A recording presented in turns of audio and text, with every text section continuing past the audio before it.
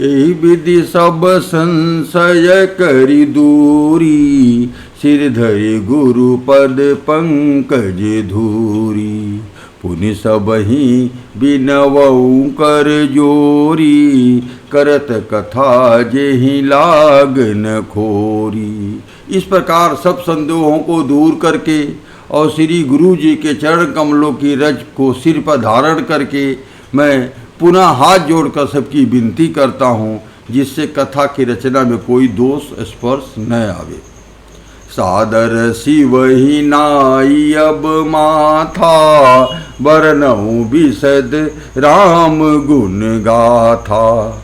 संबत 1631 करऊ कथा हरिपद धरि सीसा। अब मैं आदरपूर्वक शिव जी को सिर रवाकर श्री राम जी के गुणों की निर्मल कथा को कहता हूँ। श्री हरि के चरणों में सिर रखकर संवत 1631 में मैं इस कथा को आरंभ करता हूँ।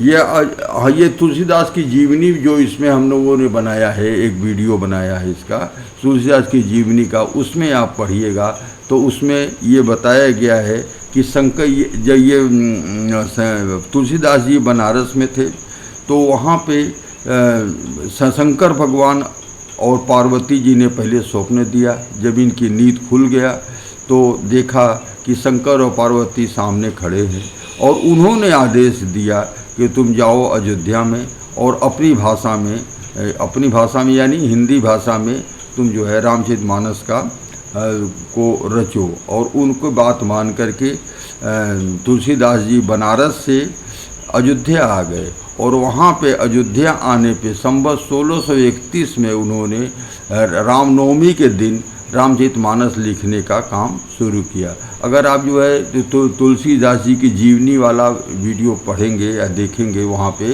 तो इसमें सब कुछ बातें डिटेल में लिखी हुई हैं। तो वही बात अब यहाँ हमको मिलती है कि संवत 1631 में उस दिन रामनवमी का दिन था और वो दिन का रामनवमी और भगवान जन्म के समय का जो योग था सब कुछ लगभग बराबर ही था। उसी समय उन्होंने रामचरितमानस का उन्होंने लिखना शुरू किया था। तो वही बात ये कह रहे हैं कि संवत 1631 करऊँ कथा हरिपद धरि सीसा। नौमी भौम बार मधुमासा, अवधपुरी यह चरित प्रकाशा। जहि दिन राम जन्म सुति गावही, तीर्थ सकल तहाँ चलिया वही। चैत मास की नौमी की तिथि मंगलवार को श्री अयोध्या जी में यह चैत्र प्रकाशित हुआ। जिस दिन राम जी का जन्म होता है वेद कहते हैं कि उस दिन सारे तीर्थ अयोध्या चले आते हैं। वहाँ सारे तीर्थ अपना अपना जगह छोड़ के अयोध्या में आ जाते हैं क्योंकि वो राम जी का जन्म देखना चाहते हैं। असुर नाग खग नर मुनि देवा, आई करहि रघुनायक सेवा। जन्म महोत्सव रचहि सुजाना, करहि गान कल कीरति गाना। असुर नाग पक्षी मनुष्य मुनि और देवता सब अयोध्या जी में आकर श्री रघुनाथ जी की सेवा करते हैं। बुद्धिमान लोग जन्म का महोत्सव मनाते हैं और राम जी की सुंदर कीर्ति का गान करते हैं। मज्जहि सज्जन वृंद बहु, पावन सरजू तीर। जपहि राम धरि ध्यान उर, वसुधा श्याम शरीर। जपहि राम धरि ध्यान उर, सुंदर श्याम शरीर। सज्जनों के बहुत से समूह उस दिन सरयू जी के पवित्र जल में स्नान करते हैं और हृदय में सुंदर श्याम शरीर श्री रघुनाथ जी का ध्यान करके उनका नाम का जप करते हैं। दरस परस मज्जन और पाना, हरई पाप कह वेद पुराना। नदी पुनीत अमित महिमा अति, कही न जाई कही न सकही शारदा विमलमती। वेद पुराण कहते हैं कि सरजू जी का दर्शन, स्पर्श और स्नान और जलपान पापों को हरता है। यह नदी बड़ी ही पवित्र है, इसकी महिमा अनंत है। इसके विमल बुद्धि वाली सरस्वती जी भी नहीं कह सकती। इसकी महिमा अनंत है, जिसे विमल बुद्धि वाली सरस्वती जी भी नहीं बता पाती है, नहीं कह पाती है। धाम धाम राम धाम दापुरी सुहावनी, लोक समस्त विदित अति पावनी। चारि खानि जग जीव अपारा, अवध तजे तनु नहीं संसारा। यह शोभायमान अयोध्यापुरी श्री राम जी के परम धाम देने वाली है, सब लोकों में प्रसिद्ध है और अत्यंत पवित्र है। जगत में अंडज, स्वेदज, उद्विग्न और जरायुज चार खानी यानी चार प्रकार के अनंत जीव हैं।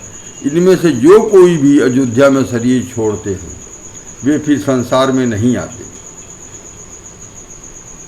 जन्म मृत्यु के चक्कर से छूटकर भगवान के परम धाम में निवास करते हैं। सब विधि पूरी मनोहर जानी, सकल सिद्धि प्रद मंगल खानी। विमल कथा कर कीन आरंभा, सुनत नसाई काम मद दंभा।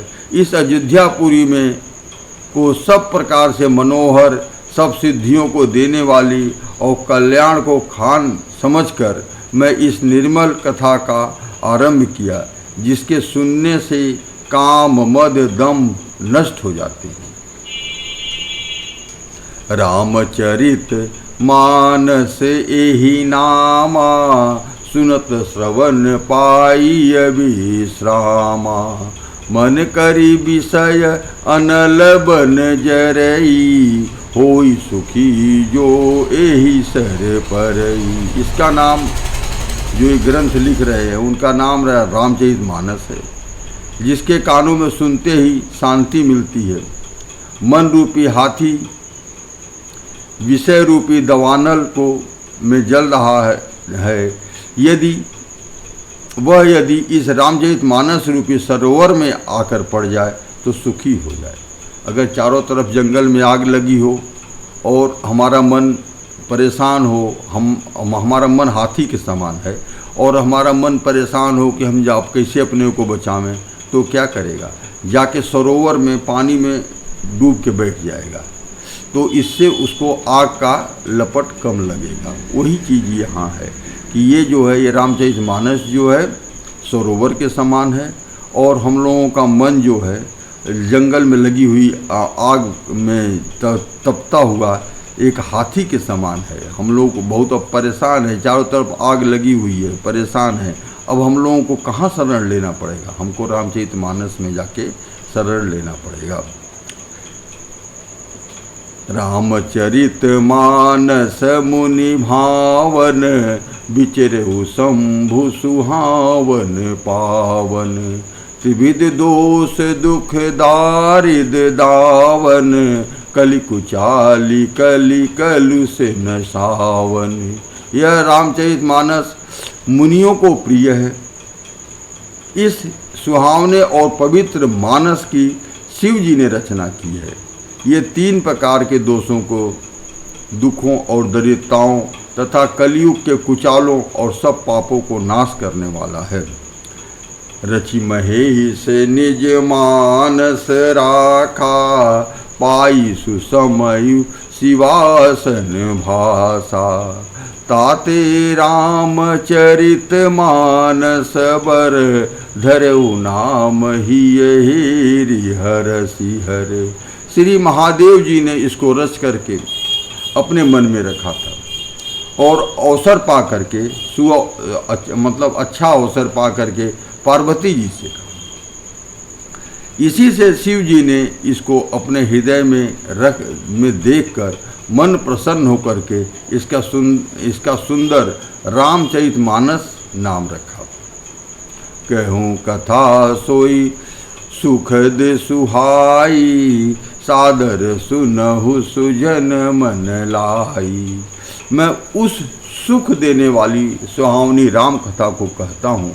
हे सज्जनों, आदर पूर्वक मन लगाकर सुनिए। जस मानस जेहि विधि भयउ, जग प्रचार जेहि होतु। अब सोई कहु प्रसंग सब, सुमेर उमा विसिकेत। अब यह रामचरितमानस जैसा है, जिस प्रकार बना है, जिस हेतु से जगत में इसका प्रचार हुआ है, अब वही सब कथा मैं श्री उमा महेश्वर का स्मरण करके कहता हूँ। शंभु प्रसाद सुमति हुलसी, रामचरित मानस कवि तुलसी। करई मनोहर मति अनुहारी, सुजन सुचित सुनिलेहु सुखारी। श्री शिव जी की कृपा से उनके हृदय में सुंदर बुद्धि का विकास हुआ,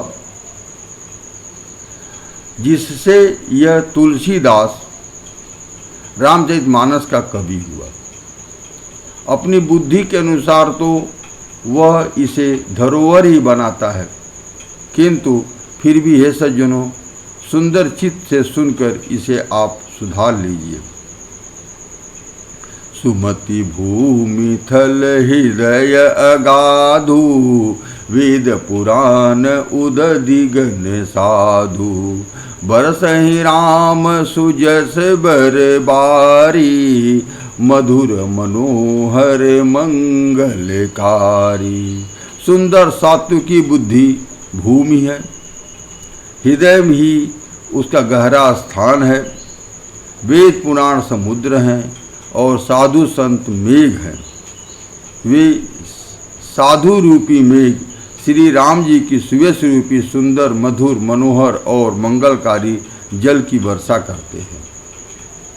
अब देखिए, ये पूरा उपमा अलंकार में चल रहा है। सुंदर सात्विक बुद्धि भूमि है, जो हम लोगों की अगर सात्विक बुद्धि, तो हमारा बुद्धि जो है एक जमीन के समान हो गया। हृदय उसमें गहरा स्थान है, यानी जमीन में गहरा स्थान रहेगा तभी तो पानी आके इकट्ठा होएगा, तो हृदय उसमें गहरा स्थान है। वेद पुराण समुद्र है, वेद पुराण में तो बहुत कुछ है, वो समुद्र है। और संत साधु संत मेघ के समान है, मेघ माने बादल। तो अब जो है बादल से यानी साधु संतों से राम जी के कृपा की सुयश का सुंदर मधुर जो कुछ बातें हैं वो पानी के रूप में बरसेगा। बरस के कहाँ आएगा? जमीन पे आएगा। जमीन क्या है? हमारा सुंदर बुद्धि है, बुद्धि में हमारे आएगा। और बुद्धि से वो कहाँ जाएगा? समुद्र जमीन पे गिरेगा, वो सब इकट्ठा होके एक गड्ढे के स्थान में जाएगा। गड्ढा मतलब एक जहाँ हमने हृदय में जो गड्ढा बना रखा है तो वहाँ जाएगा। इस प्रकार हमारा हृदय एक सरोवर बन जाएगा, तालाब बन जाएगा। उसी की बात ये कर रहे हैं। बरसहि राम सुजस बरबारी, मधुर मनोहर मंगलकारी। अच्छा, लीला सगुन जो कहि बखानी, सोई सच्छता करई मलहानी। प्रेम भगति जो बरनी न जाई, सोई मधुरता सुशीतलताई। सगुण लीला का जो विस्तार से वर्णन करते हैं वही राम सुयश रूपी जल की निर्मलता है। सगुण लीला का जितना रामचंद्र जी का लीला है, उस लीला के बारे में साधु संत जो है जो वर्णन करते हैं, वही जो है इसकी जल की जो जल वो तालाब हम लोगों के मन में बना है, हृदय में तालाब बनाया है। बुद्धि में, बुद्धि जमीन के समान थी, हृदय उसमें गड्ढा था। और ऋषि मुनि के मुंह से जो जल निकला, जो राम का के बारे में जो कुछ भी उन्होंने बताया, जो सुयश और लीला के बारे में बताया, वो सब आया और आके जो है इकट्ठा हो गया एक जगह, वो एक तालाब बन गया। अब इस तालाब में जो उसकी निर्मलता है उसके बारे में बता रहे हैं कि सगुण लीला को जो विस्तार से वर्णन करते हैं वही श्री राम सुयस रूपी जल की निर्मलता है, जो मल का नाश करती है। जो मतलब जो पानी रहेगा, निर्मल पानी रहेगा, तभी तो हम नहाएंगे तो एकदम मन को साफ होगा, उसको साफ करेगा। और जिस प्रेम भक्ति का वर्णन नहीं किया गया जा सकता है, वही इस जल की मधुरता और सुंदरशीलता है। सो जल सुकेत सालेहित होई, राम भगत जन जीवन सोई। मेघा महिगत सो जल पावन, सकल श्रवण मग चलऊ सुहावन। भरेऊ सुमानस सुथल थिराना, सुगत शीत रुचि चारु चिराना। यह राम सुयस रूपी जल सत्कर्म रूपी धान के लिए हितकर है। जो पानी इकट्ठा हम लोगों ने किया भगवान राम का वो करके अपने हृदय में हम लोगों ने तालाब बनाया, वो जो है जो सत्कर्म हम करते हैं उसके लिए हितकर। नहीं तो अगर वो नहीं रहेगा तो सत्कर्म होना ही नहीं पाएगा, क्योंकि धान तो सूख जाएगा। तो वो धान के समान है, हमारे सारे सत्कर्म जो है धान की खेती के समान है। तो जो राम जी के विचार से, राम जी के लीला सुनने से जो हमारे तालाब के वो पानी में सब आया है, वो सब जो है धान के यानी हमारे सत्कर्म को बढ़ाने के लिए है। और श्री राम जी के भक्तों को तो जीवन ही है। यह पवित्र जल बुद्धि रूपी पृथ्वी पर गिरा, सिमट कर सुहावने कान रूपी मार्ग से चला, मानस यानी हृदय रूपी श्रेष्ठ स्थान में भरकर वही स्थिर हो गया, वही पुराना होकर के सुंदर, रुचिकर, शीतल और सुखदायी हो गया। सुठ सुंदर संवाद बर, बिरचे बुद्धि विचारी, तेयी पावन सुभग सर, घाट मनोहर चार। अब एक तालाब बन गया, ठीक है, यहाँ तक तो समझ में आ गया था। अब इसके बाद कह रहे हैं कि इसमें घाट भी तो होना चाहिए, तालाब है तो इसमें घाट भी होना चाहिए। इस कथा में बुद्धि को विचार कर जो चार अत्यंत सुंदर और उत्तम संवाद, ये इसमें इस कथा में चार जगह जो है कथा कही गई है। कौन कौन कही गई है? एक काकभुसुंडी जी गरुड़ भगवान से कहे हैं, वो जो उत्तरकांड में मिलेगा। शिव जी पार्वती जी से कहे हैं। शिव जी जो है पूरी कथा, पूरी रामचरितमानस तो शंकर भगवान ही पूरा सुनाए हैं, तो शंकर भगवान पार्वती जी सुनाए हैं। याज्ञवल्क जी भरद्वाज जी से सुनाए हैं, और तुलसीदास और संतों को सुना रहे हैं। ये चार तरह से कथा यहाँ सुने। इस कथा में बुद्धि से विचार कर तो चार अत्यंत सुंदर और उत्तम संवाद हैं, रचे हैं। वही इस पवित्र और सुंदर सरोवर के चारों घाट हैं, जो हम लोगों ने हृदय में तालाब बनाया है। उस तालाब में चार घाट हैं। चार घाट में जहाँ जहाँ इस कथा को कही सुनी जाती है, वो चार घाट ये बनाए।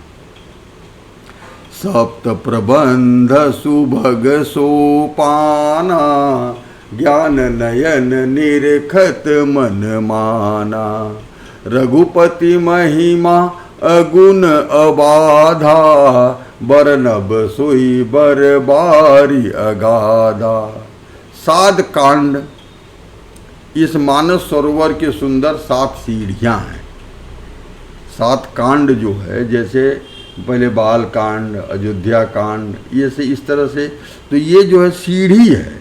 इस सीढ़ी पे चढ़ के ही जो है मतलब सीढ़ी पे चढ़ के आके ही तो स्नान करेंगे। तो जब तक हम सीढ़ी से उतर के नहीं आएंगे तब तक स्नान कैसे करेंगे? तो 7 कांड ही इस मानस मनो सरोवर की सुंदर 7 सीढ़ियाँ हैं। जिसको ज्ञान रूपी नेत्रों से देखते ही मन प्रसन्न हो जाता है। श्री रघुनाथ जी के निर्मल प्राकृतिक गुणों से अतीत और निर्बाध एक रस महिमा का जो वर्णन किया गया है, वही इस सुंदर जल की अथाह गहराई है। राम सीय जस सलिल सुधा सम, उपमा बीच विलास मनोरम।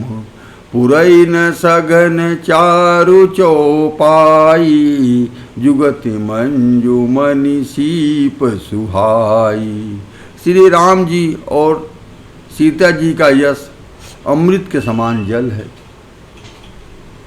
ये तो बता ही गया, साधु सन्यासियों से जो जल वर्षा वही हमारे हृदय में इकट्ठा हुआ। तो वही कह रहे हैं कि रामचंद्र जी और सीता का यश है, अमृत के समान जल है। इसमें जो उपमाएं दी गई हैं वही तरंगों का मनोहर विलास है। सुंदर चौपाइयाँ ही इसकी घनी फैली हुई पुरैन कमलनी है, जिससे यानी सुंदर चौपाइयों की वजह से ही तो इसमें जो है इसकी खूबसूरती बढ़ेगी। तो इसमें कमल के फूल है, कमलनी लगी हुई हैं, और कविता की युक्तियाँ सुंदर मणि मोती उत्पन्न करने वाली सुहावनी सीपियाँ हैं। छंद सोरठा सुंदर दोहा, सोई बहुरंग कमल कुल सोहा। अर्थ अनूप सुभाव सुभाषा, सोई पराग मकरंद सुभाषा। जो सुंदर छंद सोठे और दोहे हैं वही इसमें बहुरंगे कमलों के समूह सुशोभित हैं। अनुपम अर्थ, ऊंचे भाव और सुंदर भाषा ही पराग यानी पुष्पराज, मकरंद और सुगंध है।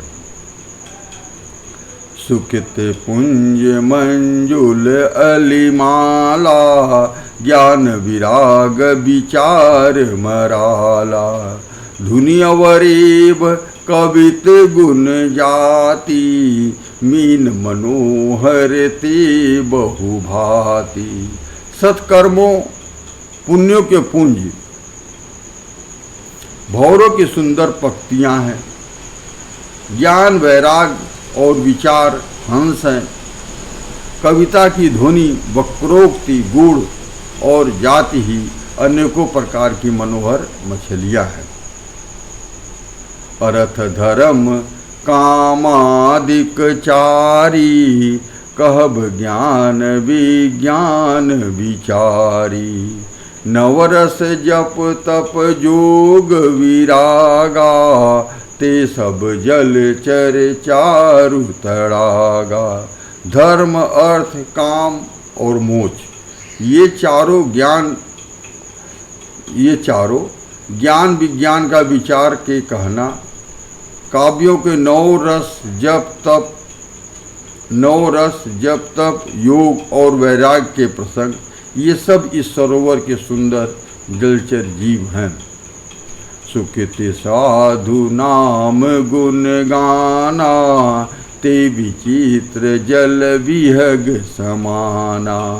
संत सभा चहुदिशि अवराई, श्रद्धा ऋतु बसंत समगाई। सुकृति मन पुण्यात्मा जनों के, साधुओं और राम नाम के गुणों का गान ही विचित्र जल के पक्षियों के समान है।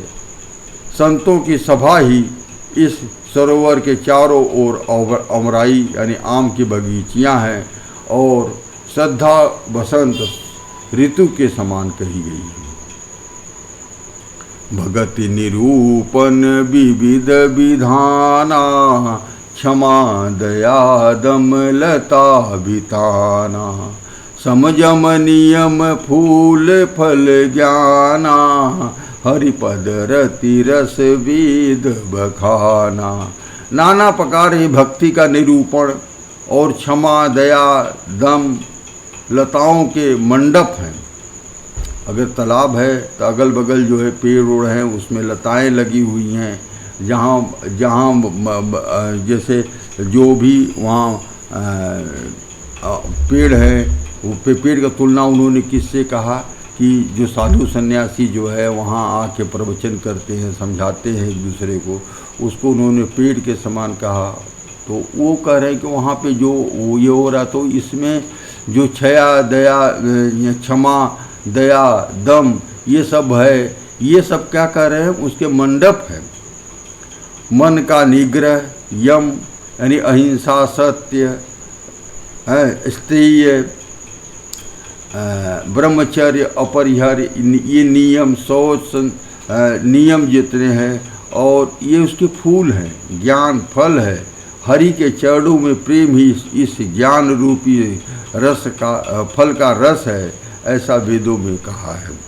और हो कथा अनेक प्रसंगा, तेई सुख पिक बहुबरन विहंगा। इस रामचरितमानस में जो भी अनेक प्रसंग और कथाएं हैं, वे ही स्तोते, कोयल और रंग बिरंगे पक्षी हैं। पुलक बाटिका बागबन, सुख सुविहंग विचारु, माली सुमन स्नेह जल, सींचत लोचन चारु। कथा में जो रोमांच होता है वही वाटिका, बाण और वन है, और जो सुंदर सुख होता है वही सुंदर पक्षियों का विहार है। निर्मल मन ही माली है, और प्रेम रूपी जल में सुंदर नेत्रों द्वारा उसे सींचता है। जी गावहीं यह चरित संहारे, ते हिताल चतुर रखवारी। सदा सुनहि सादर नर नारी, तेहि सुरबर मानस अधिकारी। जो लोग इस चरित्र को सावधानी से गाते हैं, वे ही इस तालाब के चतुर रखवारे हैं। और जो स्त्री पुरुष सदा आदर पूर्वक इसे सुनते हैं, वे ही इस सुंदर मानस के अधिकारी और उत्तम देवता हैं। अति खल जे विषयी बन कागा, यही सर निकट न जाई अभागा। संबुक भीक सिवार समाना, इहान विषय कथार से नाना।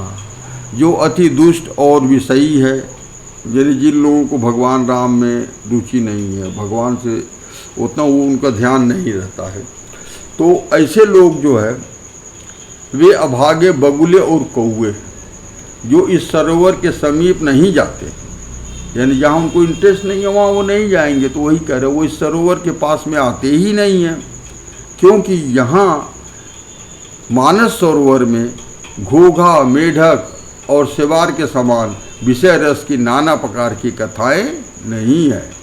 जो विषय रस का, जिसमें उन लोगों को देख के आनंद आता है, सुनने से आनंद आता है, वो सब तो इस रामचरितमानस में नहीं मिलेगा भाई। तो इसलिए जो है उन लोगों को वहाँ यहाँ नहीं आते हैं। तेहि कारण आवत ही हारे, कामी काक बलाक विचारे।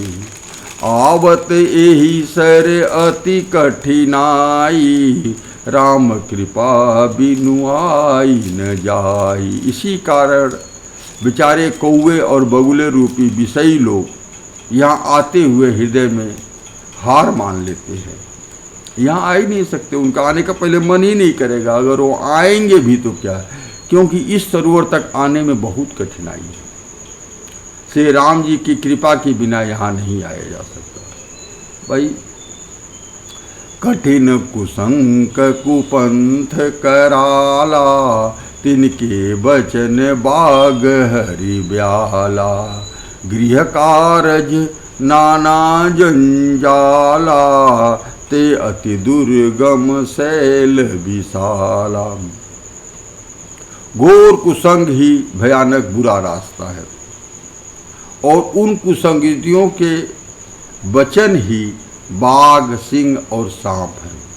यानी ये सब चीज़ को से बच के आओगे तब तो यहाँ तक आ पाओगे।